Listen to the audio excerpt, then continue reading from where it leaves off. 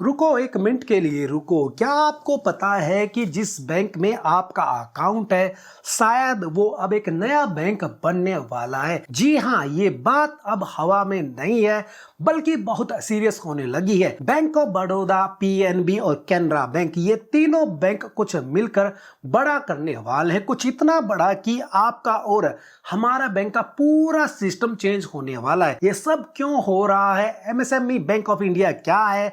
और सबसे जरूरी बात, आपका पैसा, आपकी ब्रांच, आपके अकाउंट का क्या होगा? जानने के लिए पहले मेरी एक ये छोटी सी स्टोरी सुन लो, इसके बाद आपके माइंड में सारी कंफ्यूजन क्लियर हो जाएगी। दोस्तों, बात है मेरे दोस्त पप्पू की। पप्पू है ना, दो अलग अलग जगह पे गोलगप्पे की दुकान लगाता। एक थी कॉलेज के बाहर जहां सिर्फ स्टूडेंट आते थे और दूसरी थी एक ऑफिस एरिया में जहां सिर्फ कॉर्पोरेट के लोग आते थे। दोनों दुकानें बहुत चलती थी पर दोनों का कस्टमर बेस एकदम अलग था। एक दिन पप्पू ने सोचा, यार मैं क्यों दो अलग अलग छोटी छोटी दुकानें चला रहा हूं, क्यों अलग अलग खर्चा दे रहा हूं, रेंट दे रहा हूं, क्यों ना इन दोनों दुकानों को मर्ज करके एक बहुत बड़ा एक पप्पू का चाट कैफे खोल लूं। उसका एक कॉम्पिटिटर था जिसका बहुत बड़ा चाट ब्रांड था जिसका नाम था चाइना चाट सेंटर। अब पप्पू को उस बड़े ब्रांड से कंपटीशन करना था तो उसने क्या किया, उसने अपनी जो दोनों छोटी छोटी दुकानें थी ना उनका बेस्ट मिला दिया। नॉर्थ का मसाला, साउथ की चटनी, और बन गया एक बहुत बड़ा ब्रांड। जी हाँ दोस्तों, पप्पू ने उन दोनों को मर्ज कर दिया। दोस्तों, हमारी सरकार भी है ना कुछ ऐसी ही प्लानिंग कर रही है लेकिन बैंकों के साथ। तो सीन यह है दोस्तों कि ये तीन बड़े सरकारी बैंक, बैंक ऑफ बड़ौदा यानी BOB, Punjab national bank PNB और कैनरा बैंक, इनके मर्जर की बात जो है जोरों पे चल रही है, न्यूज आ रही है, रूमर्स है, स्पेकुलेशन है। सबसे पहला सवाल ये है, कंफ्यूजन ये है कि यार पिछले बार जब हमने इस पर बात की थी तो आप सब लोग कंफ्यूज थे। आपका सवाल था कि पीएनबी और बीओबी तो पिनेकल सॉफ्टवेयर यूज करते हैं लेकिन कैनरा बैंक यूज करता है ओरेकल का, यानी जो फ्लेक्स क्यूब है ना उसका यूज करता है। सॉफ्टवेयर तो अलग अलग है, तो ये मर्जर कैसे हो सकता है? दोस्तों देखो, सिर्फ सॉफ्टवेयर नहीं देखा जाता है, मर्जर का सबसे बड़ा चक्कर है पहुंच यानी रीच। रीच का मतलब क्या है, यहां पर मैं आपको आसान भाषा में समझा देता हूं। पीएनबी का दबदबा कहां है? पंजाब, दिल्ली, हरियाणा, यूपी, उत्तराखंड, हिमाचल, मतलब पूरा नॉर्थ इंडिया। बीओबी कहां मजबूत है? गुजरात में, महाराष्ट्र में, राजस्थान में, मध्य प्रदेश में यानी वेस्ट और सेंट्रल इंडिया में। कैनरा बैंक कहाँ है? South side, Tamil Nadu, Andhra Pradesh, Kerala, Karnataka. देखा आपने, जब ये तीनों बैंक मिलेंगे ना तो इनकी जो पहुंच है ना ऑल ओवर इंडिया हो जाएगी, कोई कोना नहीं छूटेगा। ये कॉम्बिनेशन एकदम सही है।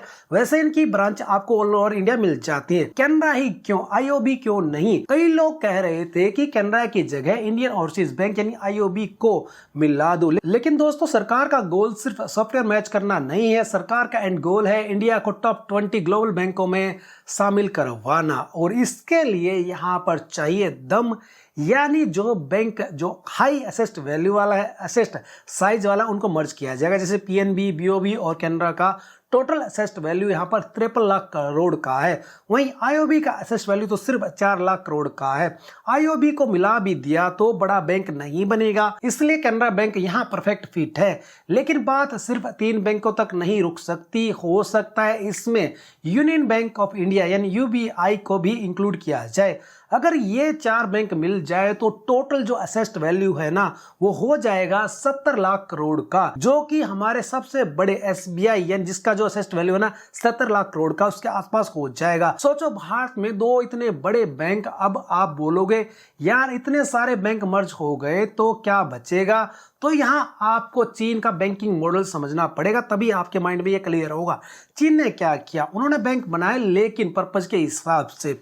एक बैंक सिर्फ जो बड़े कॉर्पोरेट है उनके लिए है, एक बैंक सिर्फ जो कंस्ट्रक्शन और एनर्जी के लिए काम करते हैं उनके लिए है, एक बैंक सिर्फ जो एग्रीकल्चर के लिए ही है, और एक बैंक जो सिर्फ सेविंग के लिए है, लोगों की जो पोस्टल सेविंग होती है ना उसके लिए वहां पर होता है।